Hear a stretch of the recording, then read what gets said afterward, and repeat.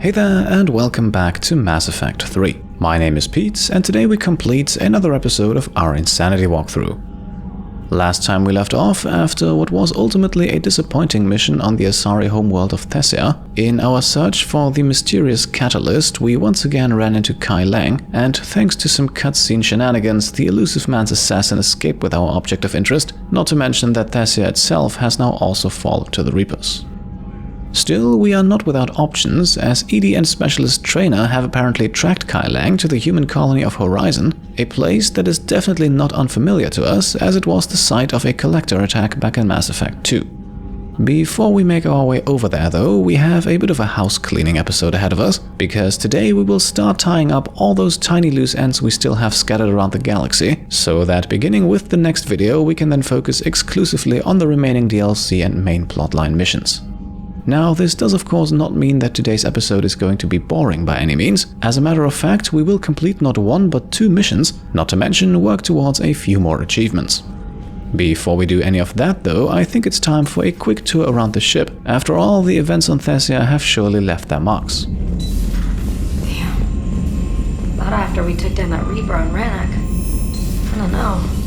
Yeah, but there's no way we could have stopped every Reaper on Thessia. The Asari should have jumped in earlier. Commander, Cerberus has attacked a comm facility on Ontarom. I've updated the galaxy map. Thanks for listening, Commander. It was a good idea. And right now it's the best lead we've got. In any event, good luck. Right, so we have picked up another small mission, and this one will actually be one of the two we complete today. Before we do that though, it is time for a somewhat unexpected, serious conversation with Joker. If we don't finish that crucible soon, there won't be a galaxy left to save. So Thessia, huh? I guess the Asari are wishing they had fewer dancers and more commandos right about now. Too soon? Now, no morality points here, but I do believe that tone-wise, the option at the bottom actually fits better. So let's go with that one. Ultimately though, both of them lead to the same result. You're a damn good pilot, Joker. And I put up with a lot because of that. But we're in the middle of a war. You see this? Tiptree. Little colony out in the ass end of nowhere. My dad lives there. So does my sister. Reapers rolled in about 2 weeks ago. So you can assume that I'm generally aware there's a war on, Commander. So why the jokes? Because EDI says that according to your armor's metabolic scans, you're under more stress now than during the Skillian Blitz. Like, more than a Kuz, where Thresher Maws ate the rest of your squad. And the last time I had a briefing with Anderson, he told me to take care of you. The guy leading the resistance on Earth is worried about you, and I'm supposed to help. Now, to me, this was actually a bit of a disappointing dialogue choice, because as someone who is currently struggling a bit with mental health, I would have loved an option to actually agree with him. Instead, we have no other choice but to play the invulnerable badass, and we'll do that with the slightly more friendly option at the top here. I appreciate the thought, Joker. But I'm fine. The hell you are. You're like half robot at this point.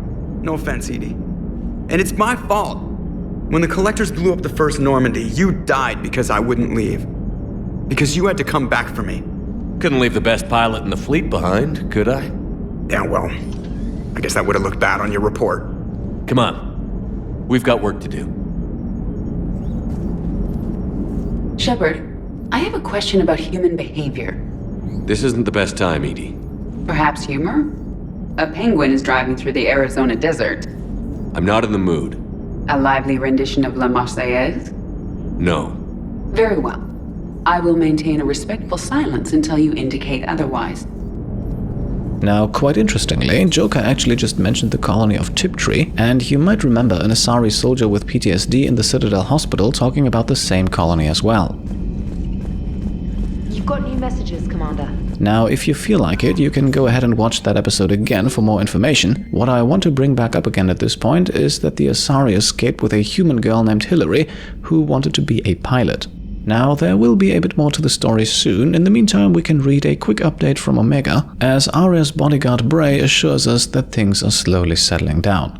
The second message, on the other hand, is far less amicable, as it turns out just to be an elaborate way to gloat by none other than Kai Lang. For now though, we'll hold our frustrations in check and instead make our way down to the crew quarters where Tali is waiting for us in an unusual place. Shepard, this wasn't your fault. It's not about fault. I was supposed to stop them. You will. I don't know if I can do this, Tali. Earth, Paladin, Thessia. I'm risking everything to build the Crucible, and I'm not even sure what it does. Who am I to make that call? You're the one who was right, all along. You fought when no one else would, when nobody else believed you. And if that's not enough, you're the man I love. Don't forget that, no matter what happens. Thanks, Shepard. And yes indeed, the question of blame hangs heavy above the beginning of this episode, as Thessia marked an unusual point in our story, the first time really that one of our missions ended in complete and utter failure.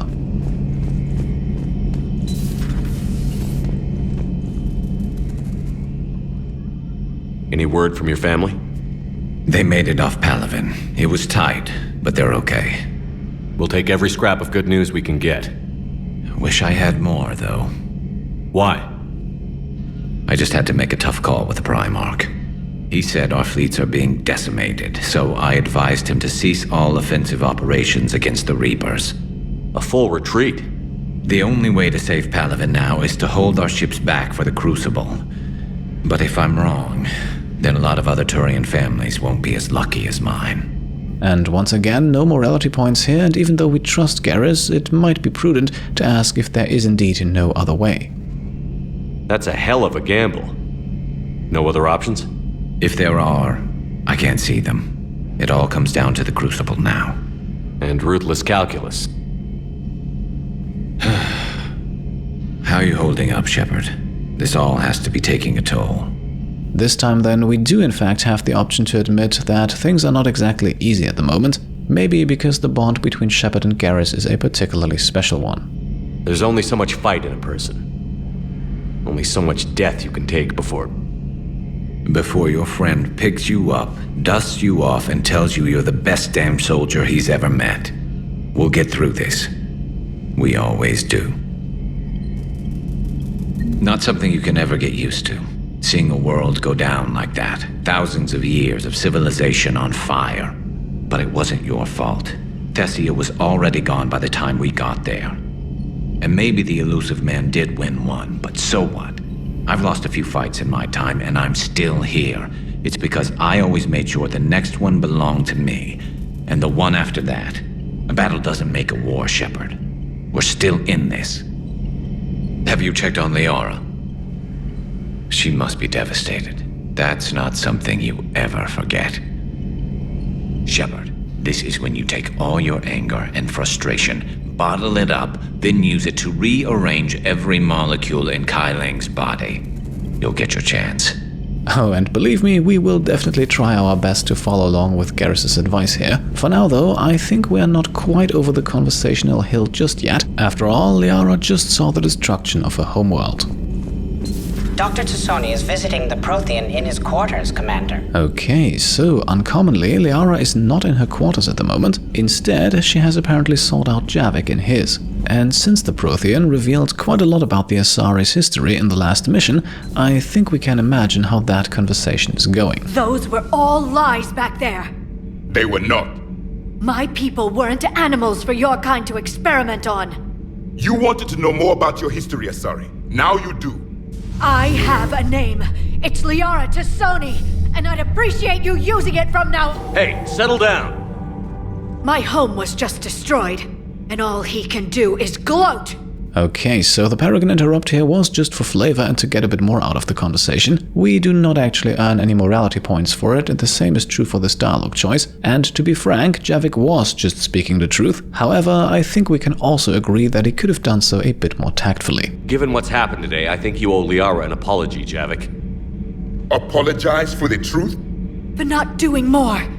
You're a Prothean. You were supposed to have all the answers. How could you not stop this from happening? We believed you would. Long ago, we saw the potential in your people. Even then, it was obvious. The wisdom, the patience. You were the best hope for this cycle. So you were guided when necessary. Well, it didn't work. You're still alive, aren't you? Your world may have fallen, but as long as even one Asari is left standing, the fight isn't over. I guess that goes for Protheans too.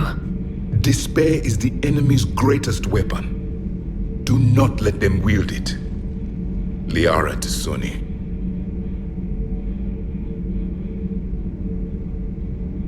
And it turns out that our Prothean friend is capable of some empathy at least, so let's show ourselves thankful, and don't worry, the question of whether or not he meant what he said will still come up.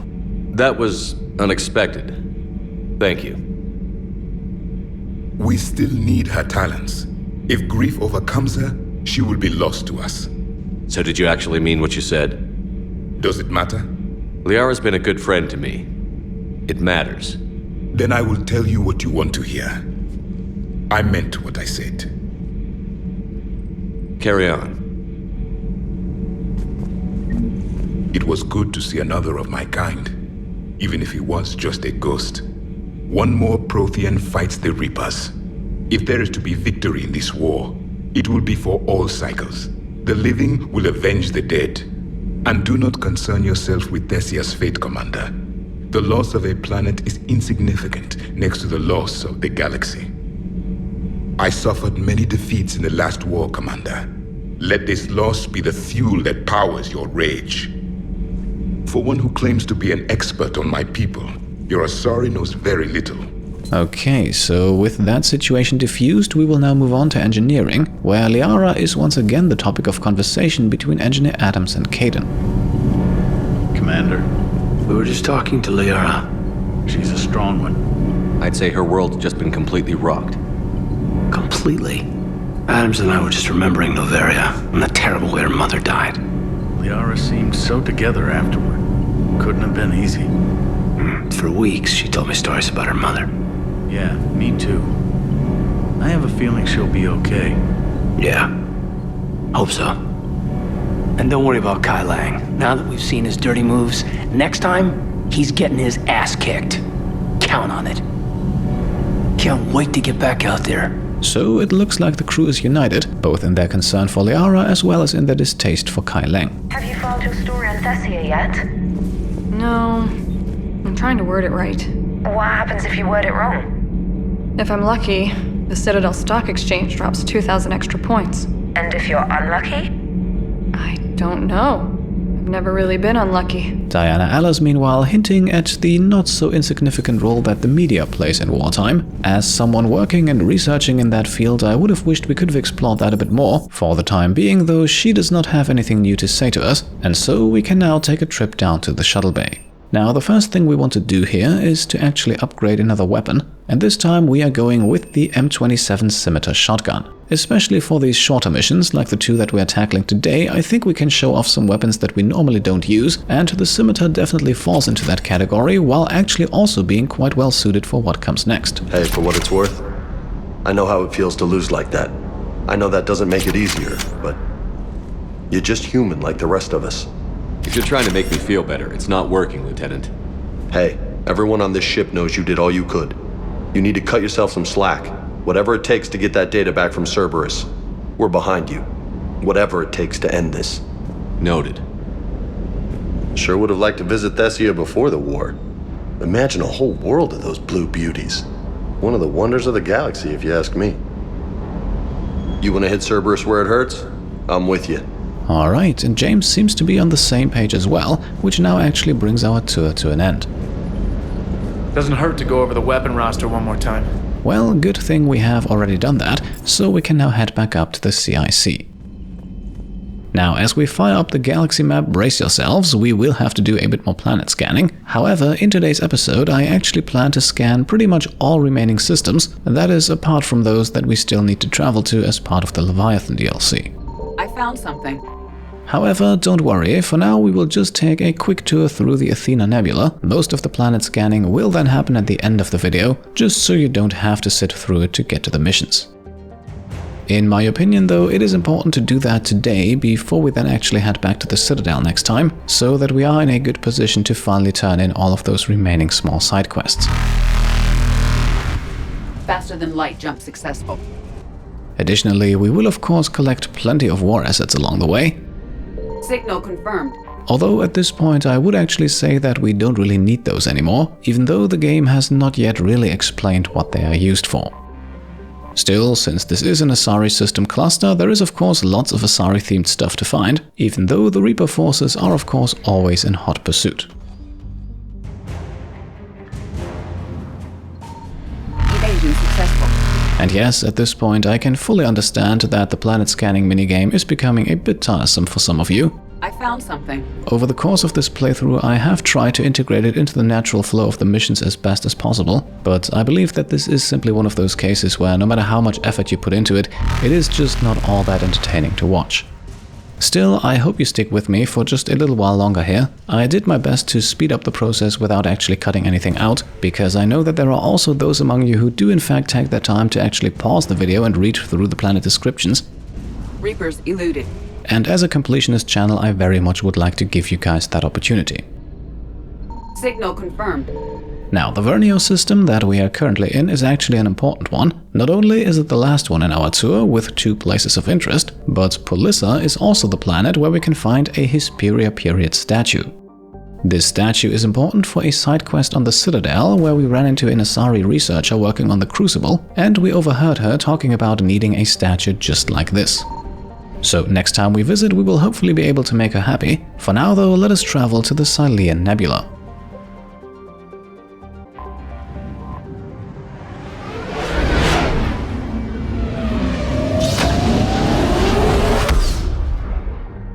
Now, this is where our 5th and second to last N7 mission will take place, as a vital fuel depot in the system has gone radio silent. This is of course highly problematic for our allied fleets, so I would say let us assemble a team and investigate. And on this mission we will actually take an entirely human team consisting of Kaidan and James. I tend to not use the 2 of them too frequently, and this mission here presents a good opportunity to give them some more field experience.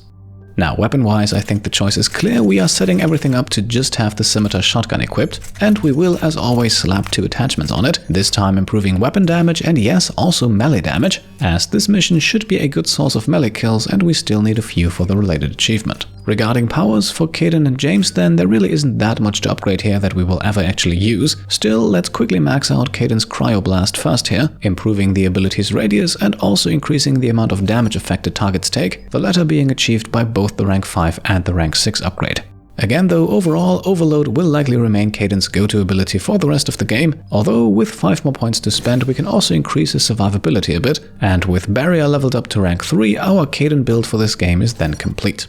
James meanwhile has his defensive fortification power already at level 3, so the remaining 15 points go into Frag Grenade. As with all grenade powers, this does not actually have a cooldown, so as you can imagine it can be immensely useful, even more so if we increase the impact radius and the actual grenade capacity. At rank 6 we will then also set things up so that we can use grenades against shields, something they normally struggle a bit with, but James has enough anti-armor abilities already, so I think this makes sense.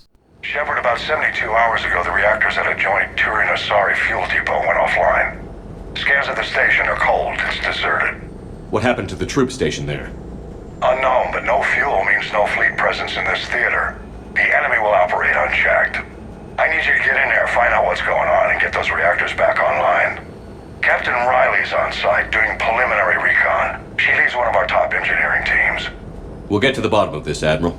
Good, hack it out.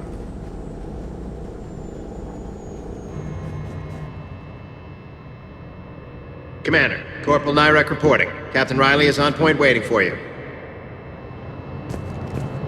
How long have you served in this outfit, Corporal? 3 tours. Been through thick and thicker.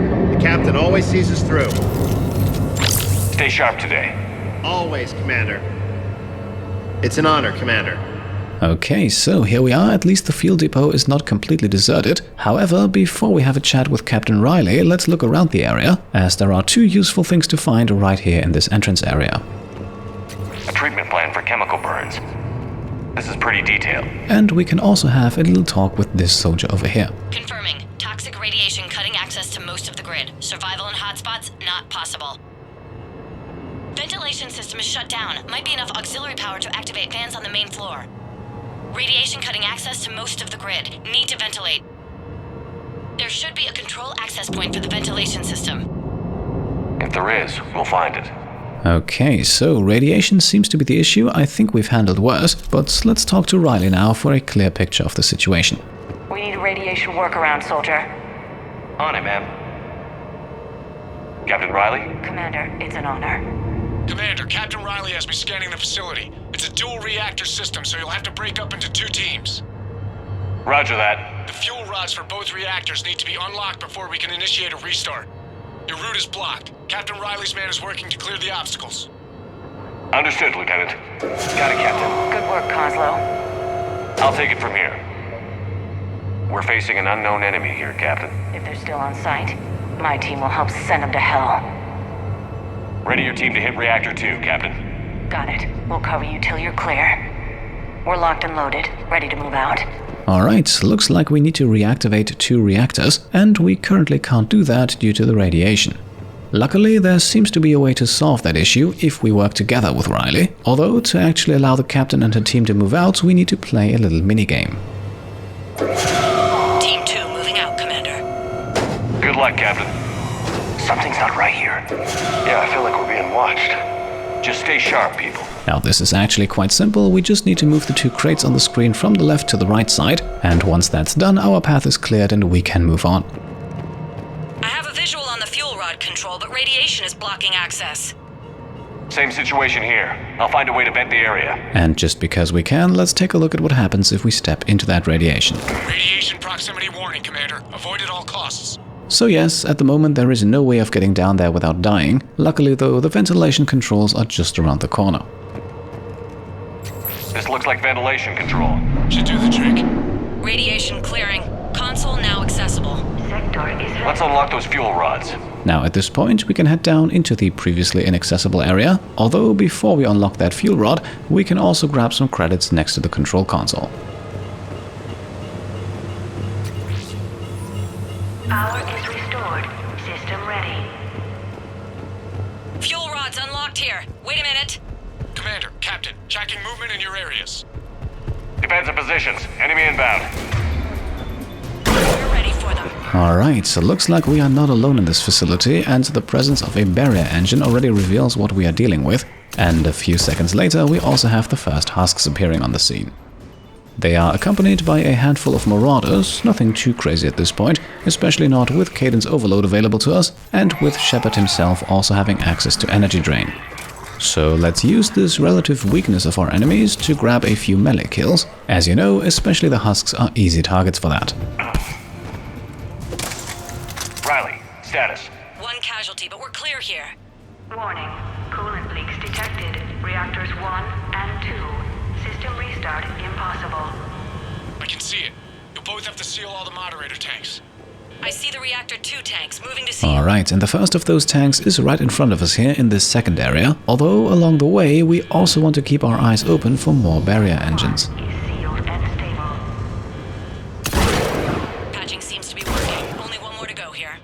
And yes, I think the fact that we have quite a few more of these machines scattered about tells us that we are not quite done just yet. Taking them out, however, will make things much easier for us in just a moment. Tank 2 is sealed and stable. Commander, the core is stabilized. Reactivation can go ahead.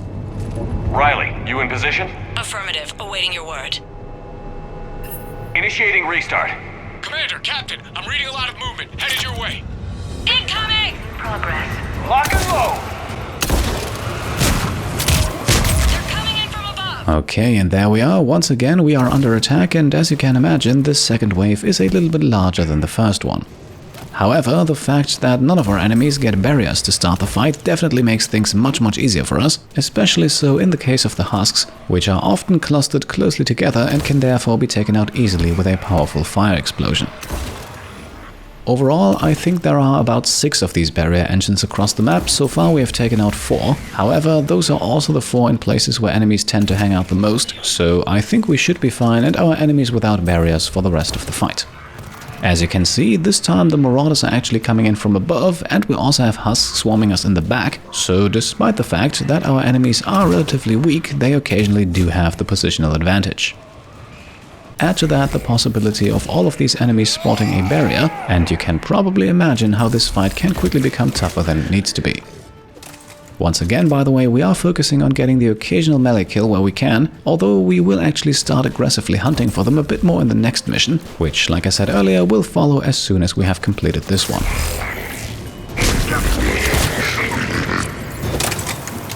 Commander, we're being overrun!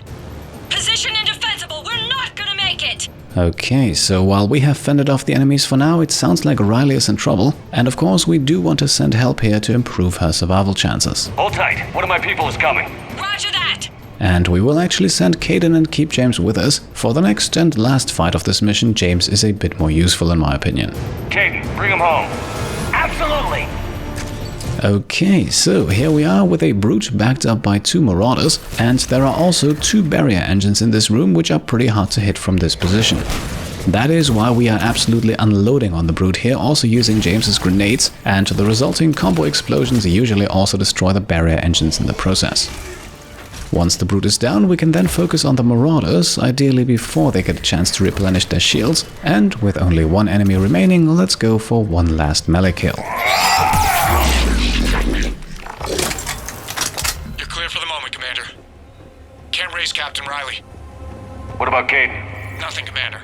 No one's answering my hails. But I'm tracking some movement toward the pickup point. Finalize the restart, then we can rendezvous there. Will do. Restart is complete. Reactor fully powered and operational, Commander. Alright, and there we are. After some trouble with the console, the reactor is back up and running. Now let's find out if our allies made it out as well. Commander, you saved our asses. My team is in your debt. Thank Major Olenko. Just doing my job. Job well done. Report back to the shuttles. Good work down there, Shepard. Without that depot, the entire theater would be at risk. What are the odds the Reapers will be back? I'm allocating a task force to maintain and defend the facility. If the Reapers come back, we'll be ready. I read Captain Raleigh's report. It says she and her team wouldn't have made it without you. I'm glad I could help. I'll keep you posted on new developments. Hack it out. And here we are. With the Explorer achievement unlocked, we have just completed our 5th and 7th mission of the game. There is only one more to complete, and that's the one we'll tackle next. And like I said, on this one we will try to get ourselves some melee kills. We will also use this mission to once again showcase a new weapon, and we'll actually stick to the shotguns a little while longer, so as we are heading down to the shuttle bay once more, this time we are fully upgrading the Disciple. Now, there are 2 reasons why we are going with this weapon right here. First of all, shotguns have the most powerful melee damage bonus attachments, and second, the Disciple is the lightest of all shotguns in the game. However, a single weapon attachment is not going to be enough for us, so let us now also switch around some of our armor pieces. The Death Mask as well as all of the Ariake Technologies pieces here give us 10% melee damage bonus each. The only thing we are missing is the appropriate leg piece, but we're actually going to find that very, very soon. Sounded like quite an ordeal getting that Turian reactor up and running. I've been through worse. Well, glad you were able to get some help from Captain Riley's team. Sometimes I forget we aren't all alone in this war. Cortez then with a few short words about this last mission, and just like that we are ready to head back up to the CIC and to jump into the next one. Or at least we almost are, because as you know, we are in the Cylian Nebula. I found something. And we have not yet scouted that. So a bit more planet scanning is ahead of us. Again, we'll try to get through that as quickly as possible. The Cylian Nebula, however, is home to the Elcor homeworld, and so you can probably imagine that we'll find a good number of useful things here. The war asset we just acquired, meanwhile, Dr. Jelise, at least that's how I hope it is pronounced, might be a bit confusing at first. Signal confirmed. Since the name is so specific and you might wonder whether or not we have met this person before. Now, we have not, and as far as I know, this is actually the only war asset consisting of a single unnamed person who is not a former squad member or a person we helped during one of our missions. As a matter of fact, Dr. Jelise is never encountered in any of the games. Perhaps she was originally planned to make an appearance in a small side quest, but as it stands the name should not be familiar, which is why I think it's a bit odd. I found something. Still, of course, we'll grab the asset nonetheless, alongside the Armali sniper unit we just picked up a few seconds ago. Fuel, meanwhile, remains a complete non-issue as long as we scan everything thoroughly. I believe we have not stopped once to actually purchase fuel at a depot, and I don't plan on starting anytime soon. Actually, this is something that I wish there was an achievement for, completing the entire game without ever buying fuel, but as it stands we'll have to acknowledge this feat without an official reward. With our arrival in the Fontes system, meanwhile, we have made it to the Elcor home system. Signal confirmed. And we actually have a small assignment from an Elcor diplomat we met on the Citadel. He has requested an emergency extraction for warriors and civilians trapped on the homeworld, and we can easily recover his people, albeit not from the Elcor homeworld of Decuna, but instead from its moon Oltan. On Decuna itself, then, we can grab the Elcor Code of the Ancients, which was requested by another Elcor standing outside of the Purgatory Bar. Unfortunately, then, Decuna is also under heavy Reaper attack, and speaking of which, I think I'm not alone when I say that I wish the game would have given us at least 1 or 2 small missions featuring races like the Volus or the Elcor. Especially in the Elcor's case, they are reportedly fighting the Reapers with huge cannons mounted on their backs, and I would have loved to see that. Light jump successful. Sadly though, that is not happening. I think this much I can say without it being considered a spoiler. I found something. So the rescue of the Elcor from Oltan and the recovery of the Code of Ancients, that is about as involved as we're ever going to be in the Elcor's fight against the Reapers. Now, with the recovery of the Rings of Elune from Nevos here, we acquire something that is for a change not wanted by the Elcor but by the Asari, specifically by an Asari consultant in the Citadel Hospital. So on our next visit we'll be able to turn in that side quest as well and hopefully receive a small reward for our efforts. A handful of credits is then already obtained in a more direct way by scanning the gas giant Quairisia, so all of those weapon upgrades we purchased earlier will slowly but steadily be refunded. Ultimately though, and I think I've said this before, money will not be an issue, as the Citadel DLC adds a way for us to obtain unlimited funds, all without using any cheats or glitches. That is, by the way, also the reason why we're saving that one for last, so that we avoid the temptation of just purchasing everything and blasting our way through some of the earlier missions with too much ease.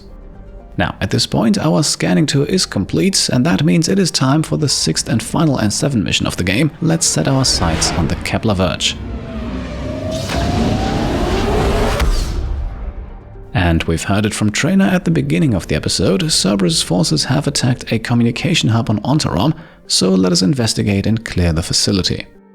For our squad, James will come with us again, this time accompanied by Edie, pretty much for the same reasons as Kaden. Her overload should be very useful on this one.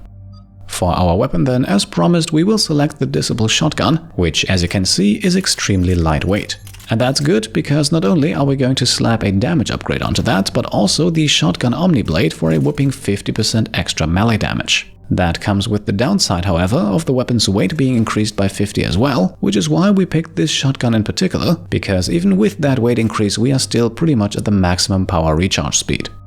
Now let's get to powers, and we only have Edie to take care of here, and first things first, let's max out her defense matrix. Again, a power that we are likely not going to use too often, but if we need her to stay alive it might come in handy, and the durability, shield recharge and power recharge upgrades make the ability a bit more versatile as well. That leaves us with 3 points to spend that we can put into Decoy, and with that we are done. Time to start the mission. Commander, Cerberus has taken one of our secret communication facilities. All campaigns in this theater depend on the information that dish array supplies. What do we know? We're getting intel from a tech who survived the attack. Grace Sato. She's hiding in a security bunker off-site. A civilian? Yes, patching her through. Miss Sato, what's happening down there? I'm staying hidden, but I'm the only one left. They're trying to hack into our systems to access Alliance operations protocols. I'm tracking their activity, but they're bound to find me sooner or later. Hang in there. We'll be there soon. Yes. Yes, Commander. It's not ideal, but she's the only one with any traction on this. The information stored in that network is critical, Commander. If it gets into enemy hands, we'll lose a lot of good people.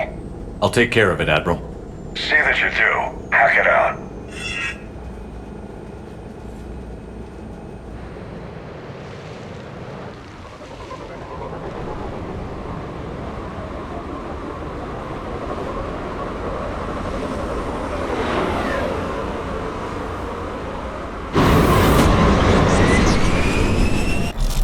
They're locking onto me. Moving out of range. Miss Sato, we've We've landed. What are we looking at? I'm trying to seize control of the 3 critical access points. I'm updating your nav point with the location of the terminal they're closest to cracking. We'll keep them from hacking in. Alright then, here we go, and this time we are immediately dropped right into the action, as Cerberus is already present in decent numbers at the facility. Still, those numbers hopefully help us to collect a few more melee kills. As you can see here, with all of the upgrades we currently have equipped, we are more or less able to remove an entire health bar with a single power attack. Still, in our hunt for more melee kills, we do of course not want to become reckless. Let's not forget, we are playing on Insanity difficulty, and getting swarmed by just a few troopers is often enough a death sentence. For now though, things seem to be going smoothly, although before we head over to the hacking device, let's take a quick tour around the area.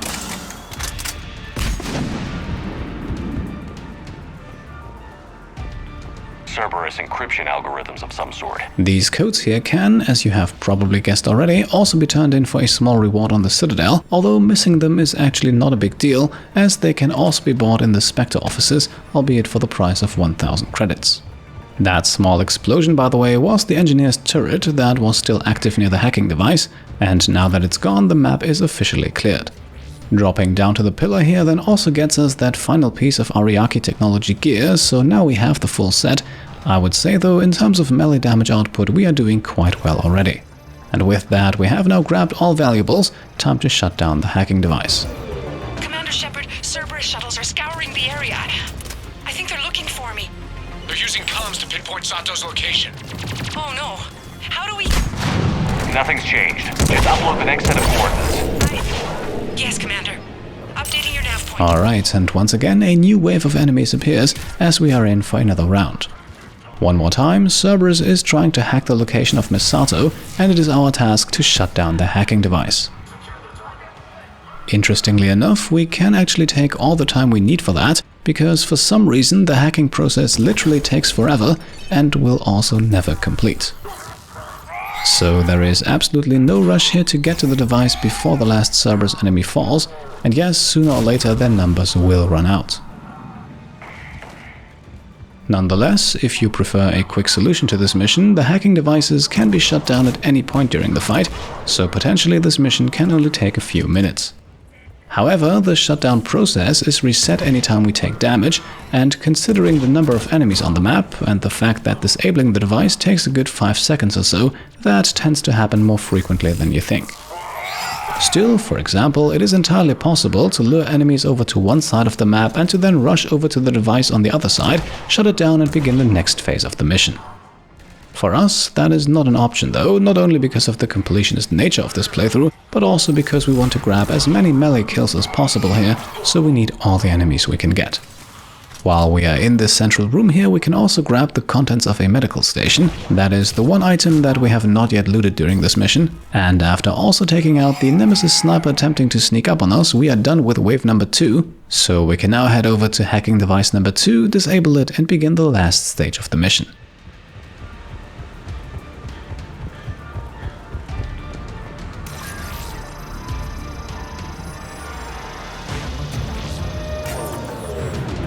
Miss Sato, come in. Miss Sato, are you there? Must be afraid to break radio silence. We need the final coordinates. Grace, listen to me. Can't talk. They're right outside. Okay, so what looks like a typical Paragon Renegade choice here actually isn't. Still, we'll stick to the nicer option, even though both of them ultimately lead to the same outcome. I know you're scared. This is more than you signed up for, but I won't let you down. I promise. Okay, Commander. Updating your nav point with the last location now. But if you get to me in time, just hurry, please. Commander, I think I can make a run and get her. Do it.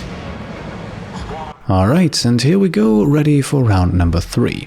It is once again the exact same game as before, this time though the hacking device is inside of that central pillar where we just looted the medical station, and because that is a fairly tight space with lots of exits and entrances, it is also somewhat difficult to just rush in there and shut down the device before the game wants us to. Still, that is once again entirely possible, even though we are of course not going for it. Instead, we will continue our hunt for melee kills, with mixed results, as you can see. This is definitely one of the riskier playstyles I have employed during this series, and if our Shepard was not already fully maxed out, I probably would not attempt it at all. In some ways, the previous mission with all of those husks might have actually been better suited for this. However, with husks, the risk of getting swamped in melee is also much larger than with Cerberus enemies, so even though they go down a lot quicker, once you are in melee with them, things have a tendency to get nasty. By the way, if you're hoping that we'll actually get to see Grace Sato, the woman we are currently rescuing, then I'm afraid I have to disappoint you. The only visual depiction of her that we're ever going to get is the one we saw during the intro cutscene on the shuttle. For the remainder of the mission, she's nothing more than a voice in our ear. And don't get me wrong, this does fit the mission. Keep in mind that Miss Sato was mentioned to be hiding off-site, so she is not actually anywhere in this facility. That also explains why Cerberus is keen on hacking her signal, not only to gain valuable Alliance intel, but also to obtain Sato's location, as she is the one currently helping us out. And while we're still looking for the last stragglers here, one more thing to mention perhaps. You may have noticed that we picked up all the available loot before the mission really kicked into gear, and that's because it is one of those missions that automatically ends as soon as we interact with a certain trigger. In this case, that trigger is shutting down the third and final hacking device, so we need to obtain all goodies before we do that, and generally speaking, it's easier to do that when you're not getting shot at. All in all, I would also say that our small melee kill farming side quest went about as well as I had hoped. If I have counted correctly, we have managed to add 13 melee kills to our total during this mission, so we should be getting very close to our target of 100. I'll do a full recount in between episodes, because I admit I think I lost track somewhere after episode 15 or so, but we should still need a few more. In any case, for now our task is done, no more enemies in sight, so let's shut down the final hacking device, complete the mission and unlock another achievement. Commander, they've almost got the doors open. Help! Got her covered, Commander. Area cleared. Picking up Miss Sato, then heading back to the rendezvous point. Good job, Lieutenant.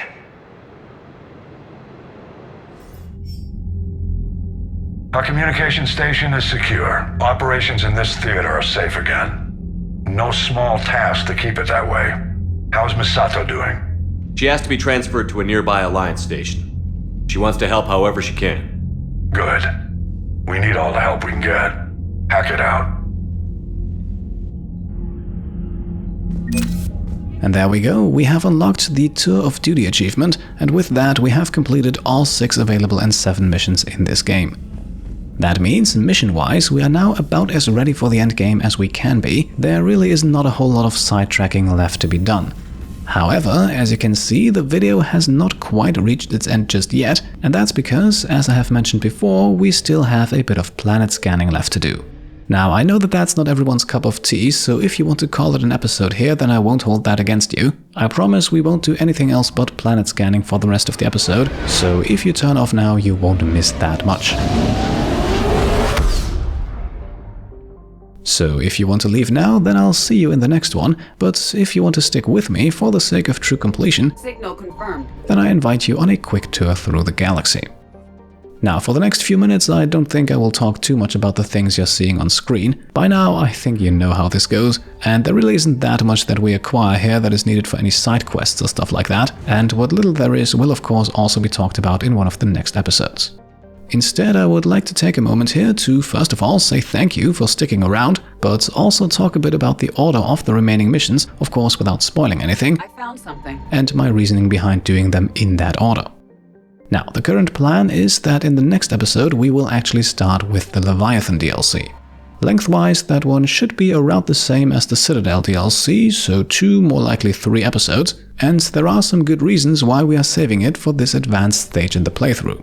First of all, and I don't think this is anything more than just a minor spoiler, the Leviathan DLC will contain Banshees. Evasion successful. And for that reason, it was clear to me that I had to hold it off at least until after we have completed the Ardadyakshi Monastery. Signal confirmed. As you might remember, that is the mission that properly introduces them. Additionally, the finale of the Leviathan DLC also sort of expands on some of the story details that are brought up on Thessia, so it doesn't make a whole lot of sense to complete the DLC before venturing to the Asari homeworld.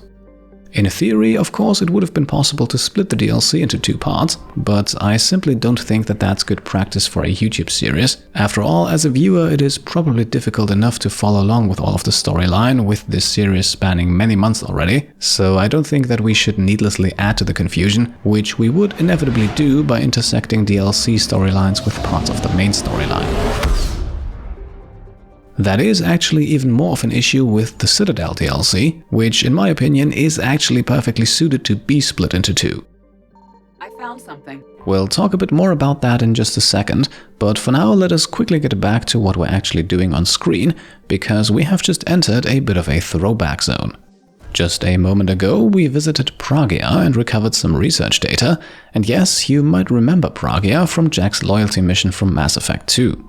Unsurprisingly, the intel we gathered is related to the experiments that were conducted in the Pragia research facility, even though during Jack's loyalty mission we ultimately ended up blowing up the place.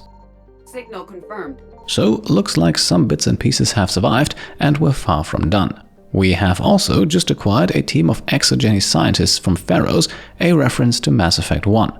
Here, Exogeny played a huge role in the study of the Thorian, an ancient alien life form with the ability to mind control people. And no matter how we decide to deal with Exogeny, their leader Ethan Jong, or the Thorian in the first game, this group of scientists here will always be available as a war asset. Finally then, our scanning trip takes us to Elitania, a planet that is also familiar from Mass Effect 1, although it might not immediately ring a bell. Originally, we went here to investigate a Geth presence, but eventually we also found space monkeys and a very interesting Prothean artifact. You might remember that large hovering silvery ball that gave us a vision, and which was only accessible with a trinket we received from the Asari consort Shaira. I'll put up a picture on screen right now so you know what I'm talking about. Either way, the interferometric array we just recovered does not reference any of our previous adventures. And with that, let's get back to the Citadel DLC, which I just talked about earlier, and why I believe it is perfectly suited to be split into two, again, if this wasn't recorded for YouTube. Keep in mind that the entire premise of the Citadel DLC is that Admiral Hackett puts the crew of the Normandy on shore leave, that much we have learned from a message we have already received. And, well, the further we progress into the game's main storyline and the more urgent the situation around the Reaper invasion becomes, the more inappropriate a relaxing shore leave becomes, in my opinion. So that is why, if I had played this series all for myself, I would have actually completed large parts of the DLC already, saving only its finale for as late as possible. Faster than light jump successful. Once again though, I don't think that that's a good idea if others actually have to watch it, and that is why we will shove it in right at the end and make the finale of the Citadel DLC our final thing to do before passing the point of no return. All in all, I would estimate that the entire Citadel DLC will take us roughly 3 episodes as well, so combined with the remaining main storyline missions, I think we are looking at episode 40 for the grand finale of this series. And honestly, I have to say that that's going to be an interesting moment for me, I think. If you consider that Mass Effect has been on this channel since the day I've launched it, then you can probably understand that finally finishing the trilogy means a whole lot to me. Signal confirmed. And I also don't know what's actually going to come after it. It's not going to be Andromeda, that much is for sure. Not because it's necessarily a bad game, but I simply never got into it. And as you can imagine, I don't want to force myself into something I don't really enjoy just because there might be an audience for it. Let me just say that I've had that experience before with NBA 2K on this channel, and in hindsight I'm very glad that I eventually made the decision to move on. Now, quickly back to the events on screen, we have just recovered the Book of Planix from Irune. Quite some time ago, we've overheard a Volus in the Presidium Commons talking about this book, and since Irune is actually the Volus homeworld, it makes some sense that we can pick it up here. Sadly, just like with the Elcor, the Volus homeworld is also under Reaper attack, and once again there is no way for us to really get involved in the action. Reapers eluded. So instead we are traveling all the way over to the other side of the galaxy now, to the Hourglass Nebula.